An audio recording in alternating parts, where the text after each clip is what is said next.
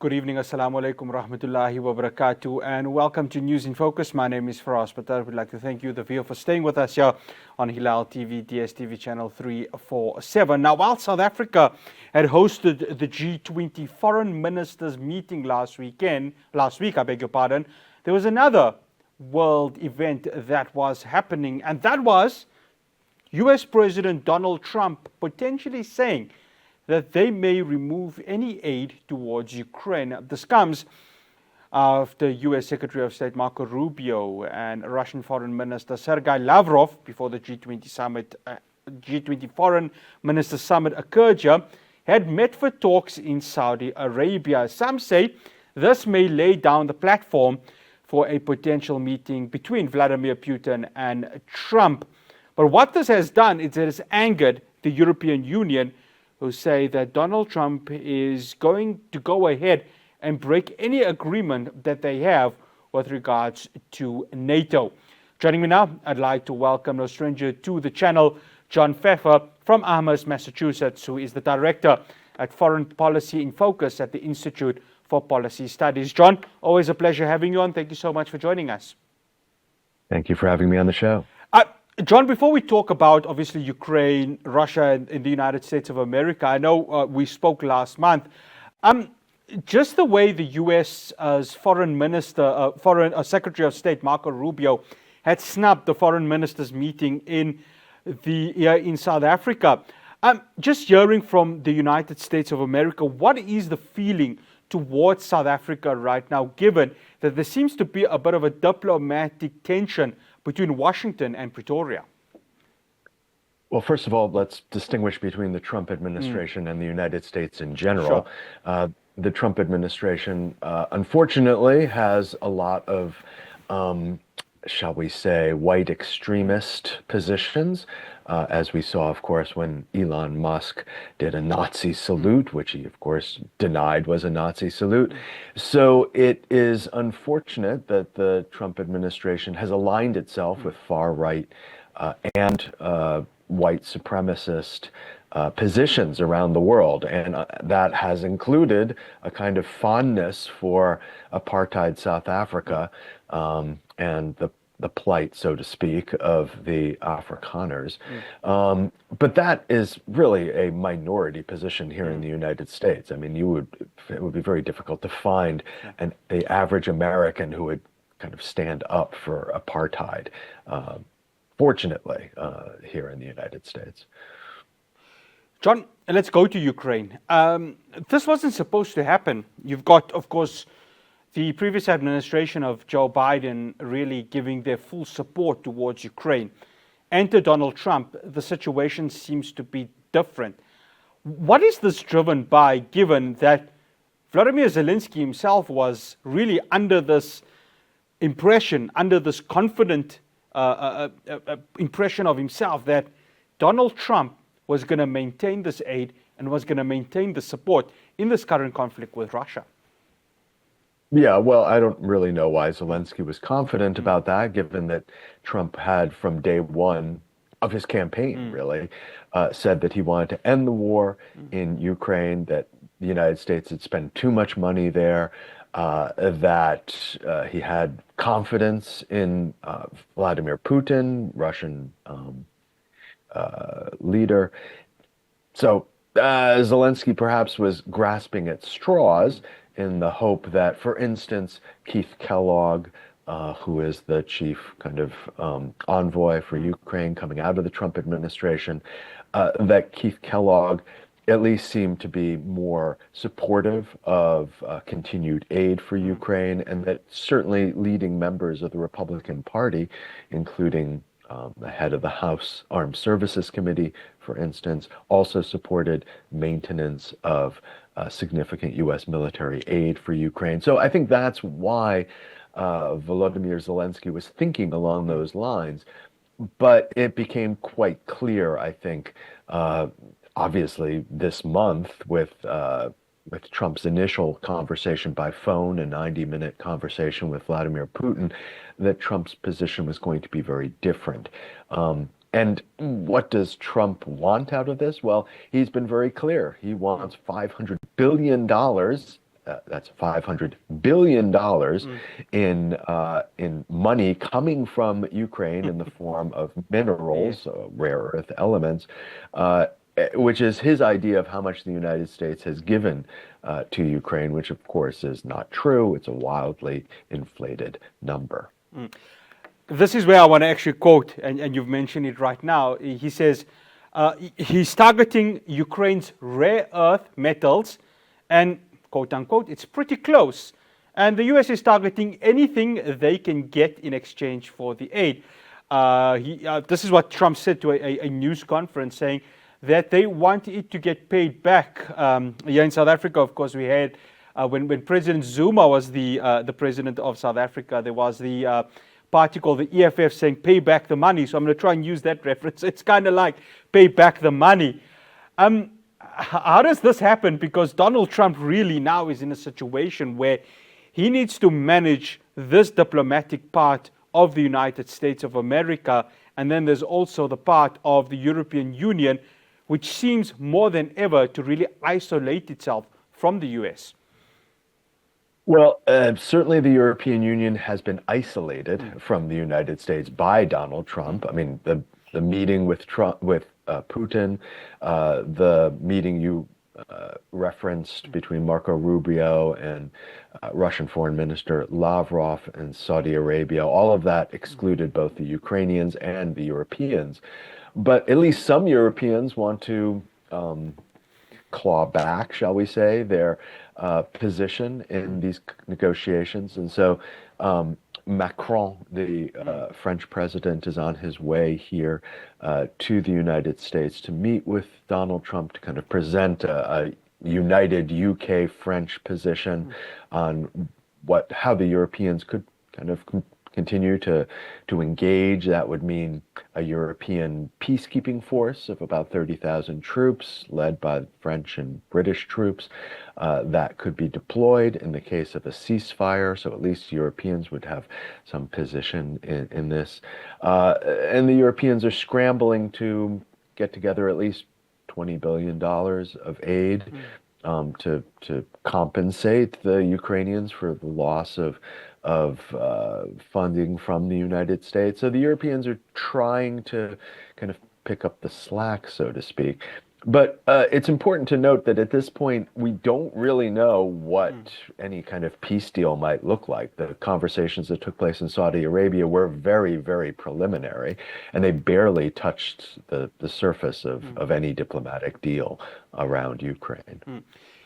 John, from an obligatory point of view, how much does the US need to help Ukraine? I mean, I remember when the war broke out in 2022, Joe Biden said it is the duty of the United States of America to preserve democracy and to end this aggression dictatorship of Vladimir Putin, even comparing it to the Russian Tsars of the time. And of course, in the words of Joe Biden, he wanted to make sure that the Russian Republic does not go back to the days of the Soviet Union. How much does the US have this obligation to helping Ukraine? Do they need to help Ukraine, given that it is American tax money that is funding this war, which seems to be hitting a brick wall for the Ukrainians? Well, certainly the Trump administration doesn't feel like it has any obligation to support Ukraine, and Trump himself doesn't seem to care very much about the composition of the Russian government. He's perfectly comfortable with Vladimir Putin, and there's no surprise there. There's a great deal of overlap in values, hostility towards the LGBT community, hostility in particular towards trans community, a kind of embrace of oligarchs when it comes to the internal economy, a preference for executive power. All of these are kind of consonant values between the Trump administration and the Putin administration. I do think, however, that there's a strong bloc of politicians here in the United States, including quite a number of Republican Party what we might call Cold War conservatives, who believe that, yes, the United States does have an obligation to support Ukraine and counter Russia. Indeed, I think that's what Macron is going to come over here with his primary message, and that is that Russia can't be trusted, and that any kind of deal between the United States and Russia will be a terrible deal for the United States. Now, I should add that Donald Trump has been in this position before in terms of negotiating deals. When he wanted something fast, he negotiated a lousy deal, and that was with the Taliban in Afghanistan, negotiating effectively a withdrawal of U.S. troops without really paying any attention to whether the details in the agreement could be implemented or were implementable. And we saw the result of that, of course, not during the Trump administration, but of course during the Biden administration when the United States was caught flat-footed. I think that's what people are worried about, that Trump will effectively sign any deal with Russia in order to stop U.S. from sending more military assistance to Ukraine. When it comes to the amounts, yes, the United States provided Ukraine with the lion's share of the military assistance, though if you look at overall assistance, which of course includes humanitarian assistance, reconstruction assistance, then the Europeans actually provided more than the United States. So it's really a question of whether the Europeans can shift the composition of their aid away from, or perhaps including reconstruction assistance, but providing more in the way of military assistance. And I think the Europeans feel the threat of Russia considerably more than the United States. Remember, J.D. Vance in his speech at Munich said, we're not worried about external threats. We're worried about threats inside Europe. And these were, of course, threats to the values that the Trump administration holds dear. After the break, is there a deal between Moscow and Washington? What is it in the interest of the United States of America? I continue my conversation with John Feffer after the break. Welcome back. I'm still in conversation with John Feffer, who is the Director at Foreign Policy in Focus at the Institute for Policy Studies. Thank you so much for staying with us, John. The negotiations between Washington and Moscow, and even though, of course, you've mentioned it, they haven't really scratched the surface in terms of where they are getting at. I mean, the last time Washington and Moscow really had this reoccurrence of negotiations was, of course, when the Cold War ended, when the Berlin Wall fell down and Moscow and Washington really went ahead and began these relations. To how much of an interest will this be for Donald Trump, given that you've had these years of tension between Moscow and Washington, and there seems to be some sort of a reemergence of this occurring? Yes, although under very different auspices. Of course, during after the Cold War ended, the United States and Russia embarked on a partnership that was in some sense based on liberal values, economic trade, free trade to a certain extent, the reconstruction of Russia's market economy, the help with kind of creating a Russian democracy and democratic institutions. Now, of course, the relationship between Trump and Putin would be based on illiberal principles. Sure. And I think for the most part, Donald Trump is looking for economic cooperation that would facilitate oligarch to oligarch relationships. In other words, the United States under Donald Trump is going to be pumping out more fossil fuels. Well, that's pretty close to what Russia is doing right now as a petro state. The United States is eager to grab as much important minerals like rare earth elements as possible, and certainly Russia is an extractivist state par excellence. So I think these are the principles. The two countries don't care about democracy. The two countries don't care about civil society, anything like that. There has been some talk of maybe restarting arms control negotiations, but to be honest, I don't think there's a lot of interest on either side in that, so I'm not sure how far that will advance. Donald Trump famously tore up a couple of arms control treaties, and so did Vladimir Putin. So, I'm not really sure that's going to be top of the list. John, if you are the European Union, I know we mentioned it in the first segment. I mean, you're kind of watching, you're biting your nails, and you're asking yourself, what's going to happen? Of course, you've mentioned Emmanuel Macron is going to be in Washington, D.C. to try and ramp up the European Union side of things. If he's not successful, what happens then to the European Union? Because the German elections have just completed. I just heard a clip on the way to work now about Germany looking really as one of the hegemonies of Europe, saying, well, we now need to look at a world where Europe does not depend on the United States of America. So how does the European Union, how does NATO go ahead and not just isolate itself, but find a way of not having the United States of America as the sole ally of this? Yeah, this is absolutely the number one concern for Europe at the moment because, hey, we'll have another election in 4 years in the United States, but there's no guarantee that the pendulum will swing back against Trump.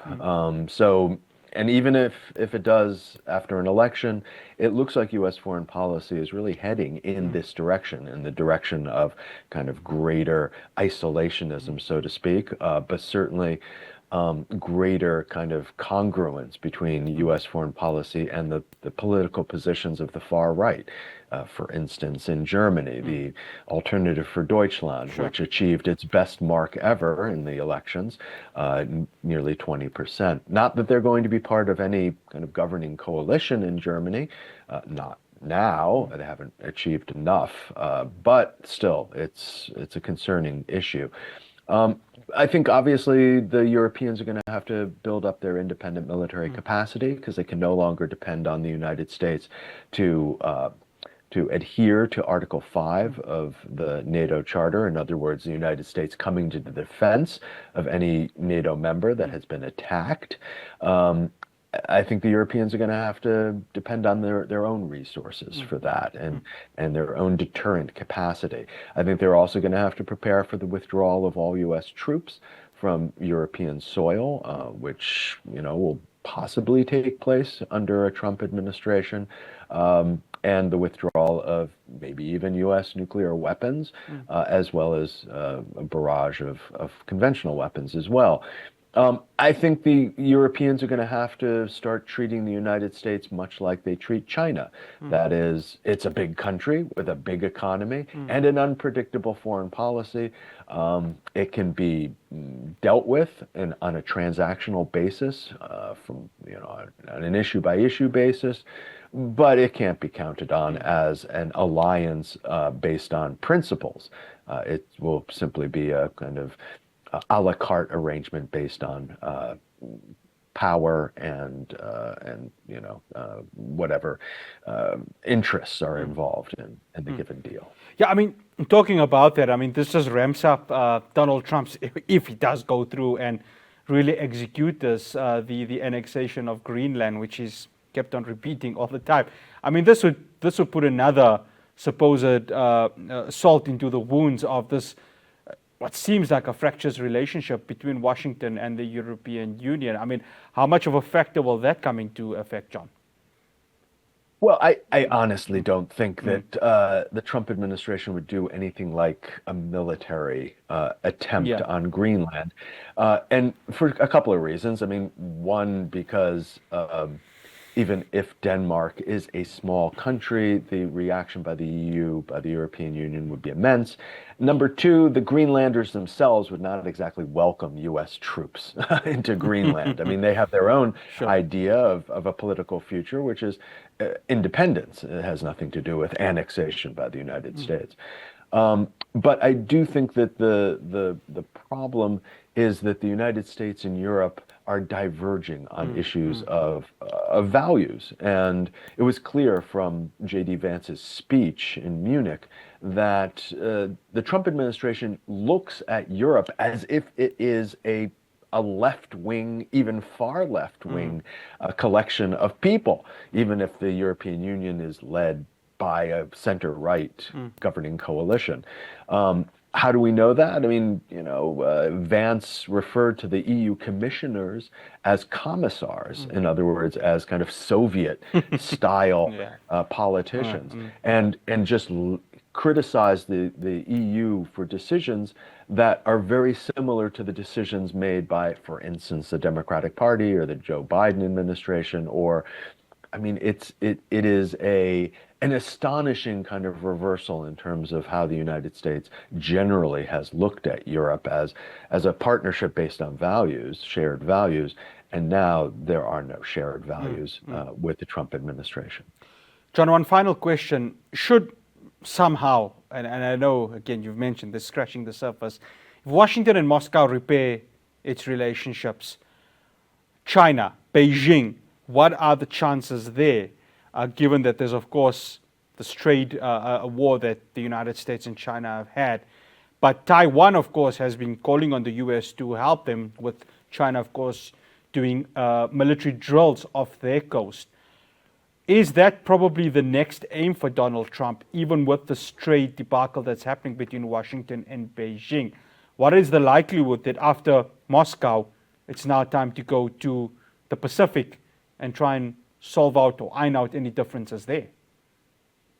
Well, yeah, that's possible. Although, what makes the relationship between Moscow and Washington easier for the Trump administration to resolve, so to speak, is that there isn't a serious trade relationship or trade conflict between the United States and Russia. If, in fact, the easiest thing for the Trump administration to do is simply remove sanctions and thus curry favor with Putin. With China, on the other hand, Trump has already identified serious trade tensions, and those are going to be a lot harder to overcome than what exists now between Russia and the United States.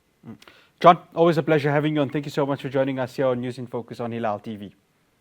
Thank you for having me on the show. That's John Feffer from Amherst, Massachusetts. He serves as the director at Foreign Policy in Focus at the Institute of Policy Studies. Well, we're going to stay on foreign policy and, of course, come back home to the G20. How did South Africa perform with regards to its hosting of the foreign ministers? My next guest is Dr. Oscar van Heerden, and we're going to be discussing that too. Stay tuned.